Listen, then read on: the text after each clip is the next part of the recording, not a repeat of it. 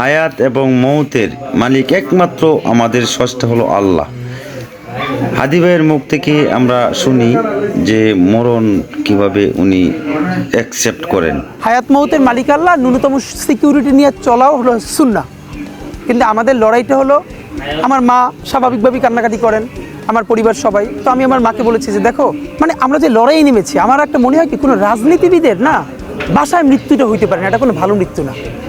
যিনি রাজনীতি করেন, যিনি লড়াই করেন, যিনি বিপ্লবী, যিনি সংগ্রামী, তার মৃত্যুটা হবে একটা সংগ্রামের মধ্য দিয়ে, একটা রাজপথে, একটা গ্লোরির মৃত্যু। আমি তো ভীষণভাবে প্রত্যাশা করি, আমি ছোটোবেলা থেকে এই স্বপ্নটা দেখি, অনেক জায়গায় বলেছি যে একটা তুমুল মিছিল হচ্ছে অন্যায়ের বিরুদ্ধে, সেই মিছিলের সামনে আমি আছি, কোনো একটা বুলেট এসে আমার বুকটা হয়তো বিদ্ধ করে দিয়েছে, এবং সেই মিছিলে আমি হাসতে হাসতে আমি শহীদ হয়ে গেছি। এবং সবাই যখন মৃত্যুটাকে ভীষণ ভয় পায়, আমি তখন হাসতে হাসতে আল্লাহর কাছে ভীষণ সন্তুষ্ট নিয়ে পৌঁছতে চাই যে আমি একটা ন্যূনতম ওই জীবনটা লিড করতে পারলাম, যে আমি একটা ইনসাফের হাসি নিয়ে আমি আমার আল্লাহর কাছে পৌঁছতে চাই।